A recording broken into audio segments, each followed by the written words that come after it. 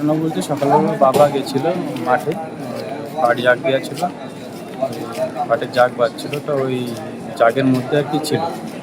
তো তখন কামড়ানো আর কি, কামড়ানোর পর তখন ওখানে ছিল আরও লোকজন, ওরা ওখানে মানে একটা ছেলে ছিল, ও মানে ওই সাপটা মানে ভালো ধরতে পারে।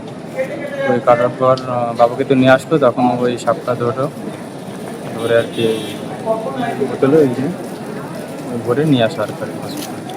যাকে কামড়েছে তার কি নাম? সরবিন্দুরা কেমন আছে? এখন তো আছে ভালো মোটামুটি। তা ডক্টর বললো 3-4 ঘন্টা আর কি দেখতে, হট করে তো বোঝা যায় না, 3-4 ঘন্টা ওয়েট করতে, কোনো সিমটম দেখা দিলে। বাড়ি কোথায়? বাড়ি যাচ্ছে গড়জালায়।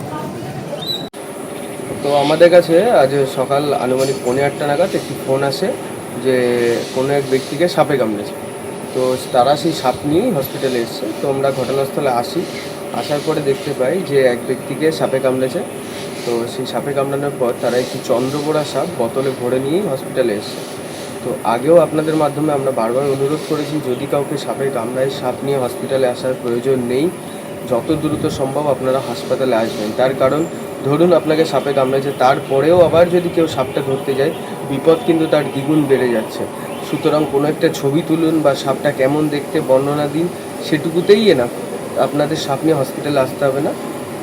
তো যে ব্যক্তিকে সাপে কামড়েছে তার নাম অমলেন্দু বিশ্বাস, বাড়ি গড়জেলা, গাইঘাটা থানার অন্তর্গত। তো পেশেন্টের সাথেও আমরা কথা বললাম, ওনার আঙুলে কামড়েছে, বা হাতের একটি আঙুলে কামড়েছে। যেটুকু দেখলাম আপাতত সুস্থ আছেন উনি।